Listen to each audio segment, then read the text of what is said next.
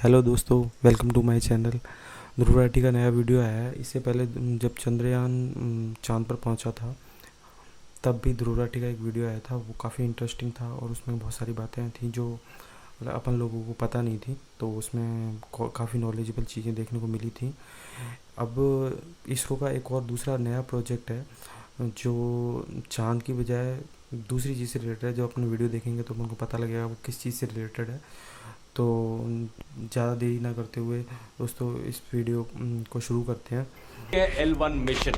नमस्कार दोस्तों, चंद्रयान 3 के ऐतिहासिक सक्सेस को 2 हफ्ते भी पूरे नहीं हुए हैं, लेकिन इसरो एक बार फिर से इतिहास रचने जा रहा है। Aditya L1 mission. आज इसरो की नजर चांद पर नहीं बल्कि सूरज की तरफ है। अच्छा, सूरज की बात हो रही है। समझते हैं इस मिशन को गहराई से आज के इस वीडियो में।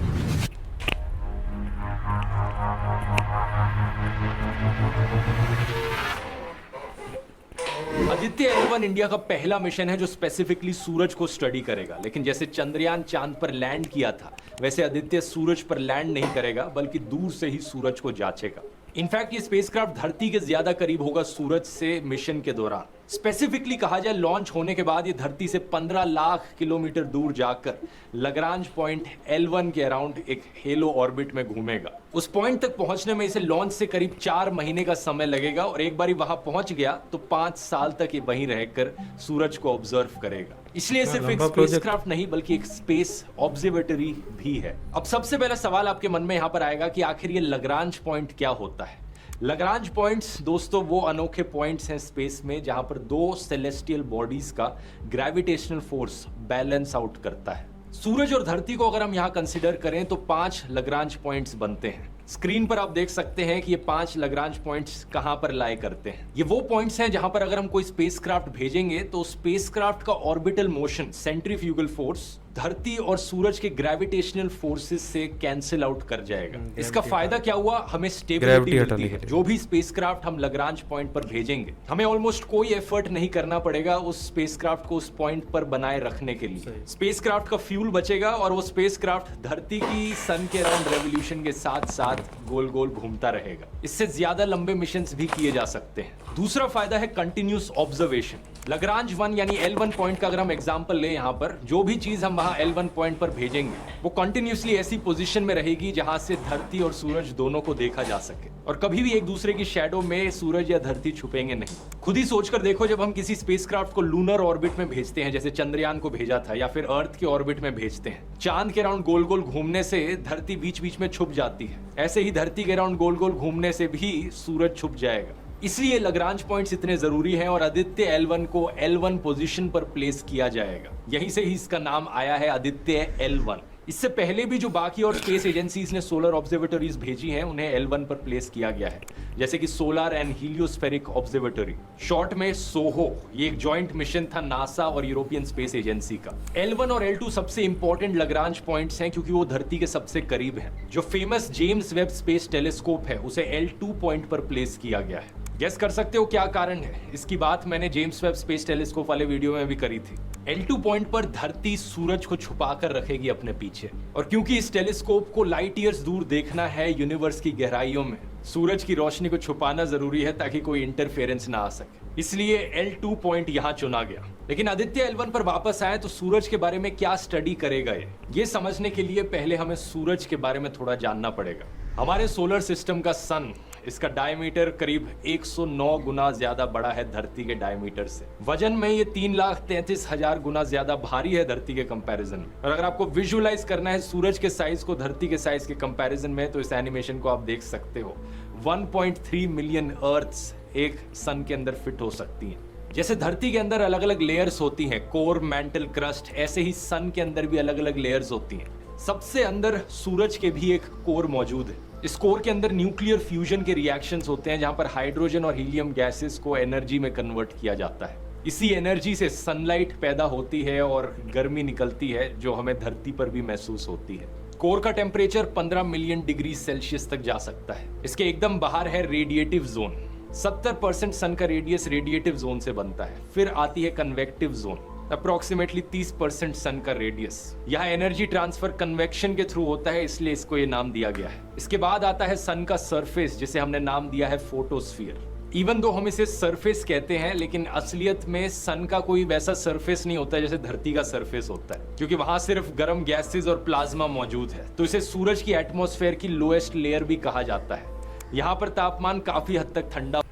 इसमें उसने बता दिया जैसे अर्थ में लेयर्स होती हैं, एक के बाद एक लेयर होती है, वैसे ही उसने सन के अंदर जो लेयर्स आती हैं एक के बाद एक कौन कौन सी लेयर्स होती हैं, तो उसके बारे में ध्रुव राठी ने भी बताया। भाई नॉलेज के मामले में तो भाई ध्रुव राठी का कोई जवाब नहीं है। अभी इसी में तुम देख लो कि रिसर्च कितनी मतलब हाई लेवल की है इसने।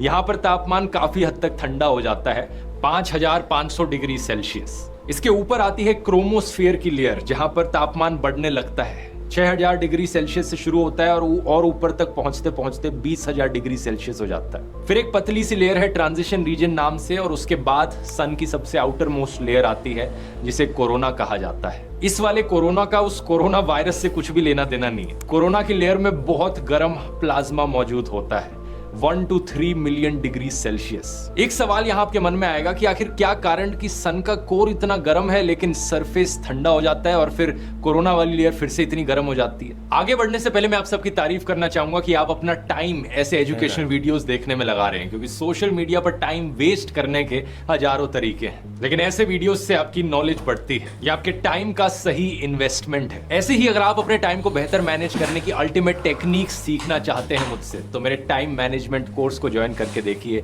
ध्रुव राठी एकेडमी पर। ये एक बड़ा ही प्रैक्टिकल कोर्स है जिसमें मैं step by step secret technique सिखाता हूं, जिन्हें मैं अपनी जिंदगी में खुद इस्तेमाल करता हूं। इसे कंप्लीट करने के बाद आप अपनी पढ़ाई में और काम में एक जबरदस्त ट्रांसफॉर्मेशन देखेंगे। जिन हजारों लोगों ने एक कोर्स लिया है उनका भी यही कहना है। ज्वाइन करते वक्त कूपन कोड SUN42 इस्तेमाल कीजिए 42% ऑफ पाने के लिए इस कोर्स पर, आप में से पहले 400 लोगों के लिए। लिंक नीचे डिस्क्रिप्शन में है और इस QR कोड को स्कैन करके भी आपको लिंक मिल जाएगा। जल्दी से जाकर ट्राई कर सकते हैं। और अब वीडियो के टॉपिक पर वापस आते हैं। आखिर क्या कारण कि सन का कोर इतना गर्म है लेकिन सरफेस ठंडा हो जाता है और फिर कोरोना वाली लेयर फिर से इतनी गर्म हो जाती है? ये सवाल अभी भी एक मिस्ट्री है साइंटिस्ट के लिए। हो सकता है आदित्य L1 का स्पेस मिशन यहाँ कुछ राज खोलेगा। साइंटिस्ट ने अपनी अलग अलग थ्योरीज बनाई है इसके पीछे रीजनिंग को लेकर, लेकिन फॉर श्योर कोई भी अभी नहीं जानता कि एग्जैक्ट रीजन क्या है। जब हम सूरज को धरती से देखते हैं तो यूजुअली हमें फोटोस्फीयर की लेयर दिखती है, लेकिन जब सोलर एक्लिप्स होता है तो एक रेडिश ग्लो हमें दिखता है सोलर एक्लिप्स के अराउंड, तो वो क्रोमोस्फेयर की लेयर होती है। और टोटल सोलर एक्लिप्स में वो लेयर भी छुप जाती है और सिर्फ कोरोना की लेयर दिखती है। बहुत ही फेंट सा एक हेलो टाइप का बन जाता है सन के अराउंड। आदित्य L1 का मिशन है सन की ऊपर की 3 लेयर्स को स्टडी करना, फोटोस्फीयर, क्रोमोस्फीयर और कोरोना। लेकिन सूरज से लाखों किलोमीटर दूर आखिर ये किया कैसे जाएगा? इस पर मौजूद इंस्ट्रूमेंट्स की बात करने से पहले हमें समझना पड़ेगा कि सूरज से क्या क्या चीजें बाहर निकलती हैं। सबसे पहले हीट और लाइट तो हम सब जानते हैं कि सूरज से निकलती है, ये तो बड़ा ऑब्वियस है। इसके अलावा सूरज से हर प्रकार की इलेक्ट्रोमैग्नेटिक रेडिएशन निकलती है। इसमें ना सिर्फ हमारी विजिबल लाइट जो हमें आंखों से दिखती है, बल्कि अल्ट्रावायलेट रेडिएशन, यूवी रेज जिसकी वजह से स्किन कैंसर हो सकता है, infrared radiation, radio waves, x rays, gamma rays. ये एक्स रेज और गामा रेज भी बहुत हार्मफुल रेडिएशन होती है, लेकिन हमारी धरती की एटमॉस्फेयर इनसे प्रोटेक्ट कर लेती है हमें। लेकिन इन सब के अलावा सूरज से निकलती है solar wind. Solar wind basically एक बहुत बड़ा बहाव है चार्ज्ड इलेक्ट्रॉन्स और प्रोटॉन्स का। ये सोलर विंड जब धरती की मैग्नेटिक फील्ड से इंटरैक्ट करती है तो हमें नॉर्दर्न लाइट्स देखने को मिलती है। यही सुंदर सी रोशनी आसमान में जो स्वीडन, फिनलैंड, आइसलैंड जैसे देशों में देखने को मिलती है। इस पर मैंने एक ब्लॉग भी बनाया था, अगर नहीं देखा है लिंक डिस्क्रिप्शन में। इसके अलावा सूरज से निकलते हैं कोरोनल मास इजेक्शंस, CMEs। ये सोलर विंड और मैग्नेटिक फील्ड्स के बहुत बड़े बर्स्ट्स होते हैं। फिर निकलते हैं सूरज से कभी कभार सोलर फ्लेयर्स, जो लाइट और एनर्जी के बड़े इंटेंस फ्लैशेस होते हैं। कई साइंस फिक्शन फिल्मों में अक्सर सोलर फ्लेयर्स का मेंशन किया जाता है, जैसे कि 2012 या नोइंग जैसी फिल्में, जिनमें एक भयंकर सोलर फ्लेयर निकलता है जिसकी वजह से पूरी दुनिया खत्म हो जाती है। अब इन्हीं सब चीजों को मेजर करने के लिए आदित्य L1 पर 7 इंस्ट्रूमेंट्स लगे हैं, जिन्हें 7 पेलोड्स कह सकते हो। पहला, visible emission line coronagraph, short में वेल्क। ये कोरोना लेयर को स्टडी करेगा और कोरोनल मास इजेक्शंस को ऑब्जर्व करेगा। दूसरा, solar ultraviolet imaging telescope, short में सूट। ये सूरज की फोटोस्फीयर और क्रोमोस्फीयर की इमेजिंग लेगा अल्ट्रावायलेट स्पेक्ट्रम में। तीसरा, solar low energy x ray spectrometer, short में सोलेक्स। और चौथा, high energy L1 orbiting x ray spectrometer, short में हीलियोस। ये दोनों सूरज से निकली एक्स रेज को स्टडी करेंगे, स्पेशली सोलर फ्लेयर्स में जो एक्स रेज निकलती हैं। पांचवा Aditya solar wind particle experiment, short में एस्पेक्स। और छठा plasma analyser package for Aditya, short में पापा। ये दोनों सोलर विंड को स्टडी करेंगे। आखिरी पेलोड है मैग्नेटोमीटर MAG, जिसका काम है मैग्नेटिक फील्ड्स को मेजर करना, वो मैग्नेटिक फील्ड्स जो इस L1 पॉइंट पर आ रही हैं। तो इन 7 में से 4 पेलोड्स डायरेक्टली सूरज को स्टडी करेंगे और बाकी 3 पेलोड्स उस L1 पॉइंट के आसपास मेजरमेंट्स लेंगे। ये चीज अब आप समझ ही गए होंगे कि धरती से बाहर निकलना जरूरी है इन मेजरमेंट्स को लेने के लिए, क्योंकि धरती की एटमॉस्फेयर बहुत सारी रेडिएशन, एक्सरेज और अलग अलग चीजों को धरती के अंदर आने से रोकती है, जो कि इंसानों के लिए अच्छा है लेकिन एक्चुअली में स्टडी करने के लिए अच्छा नहीं। बाकी और सन की मिशंस की बात करी जाए तो साल 2018 में नासा ने पार्कर सोलर प्रोब लॉन्च किया था in collaboration with European space agency. इसका मकसद था सन की जो कोरोना की लेयर है उसके साथ डायरेक्ट कांटेक्ट बनाना। इसके अलावा एक सोलर ऑर्बिटर भी था जो नासा और ESA के द्वारा लॉन्च किया गया था 2020 में। सबका मकसद एक कि हम सूरज को बेहतर समझ पाएं और स्पेशली सूरज से बाहर निकलने वाली जो हानिकारक रेज हैं इन्हें हम बेहतर समझ पाएं। यहाँ अगर आप जानना चाहते हो कि सूरज से निकली अल्ट्रावायलेट रेज इतनी खतरनाक क्यों होती हैं इंसानों के लिए, तो इसे मैंने एक्सप्लेन किया है ओजोन होल वाले वीडियो में, यहाँ क्लिक करके आप देख सकते हो। बहुत बहुत धन्यवाद।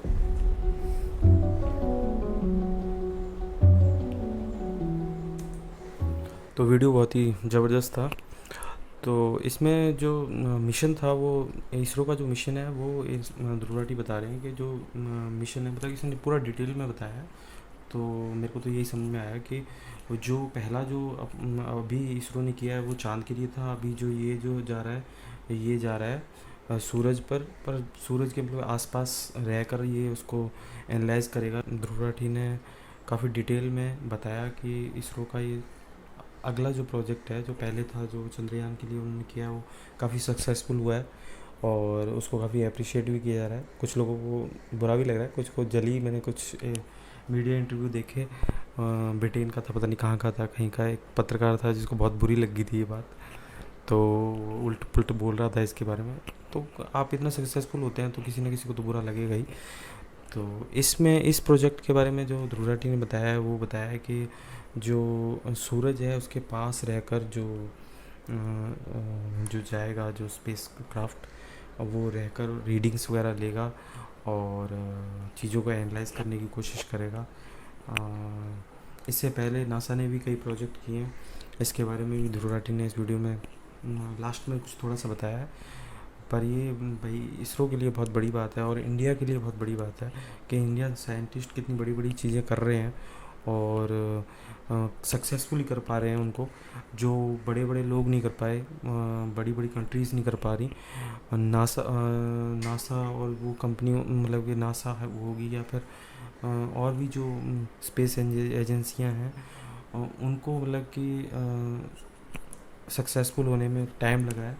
उस मामले में इसरो आगे बढ़ के काम कर रहा है। चंद्रयान का जो साउथ पोल है उस पर कोई आज तक दुनिया में नहीं पहुंच पाया और साउथ पोल पे इंडिया का मतलब कि पहला ये चंद्रयान था, चंद्रयान 3 जो लैंड किया था।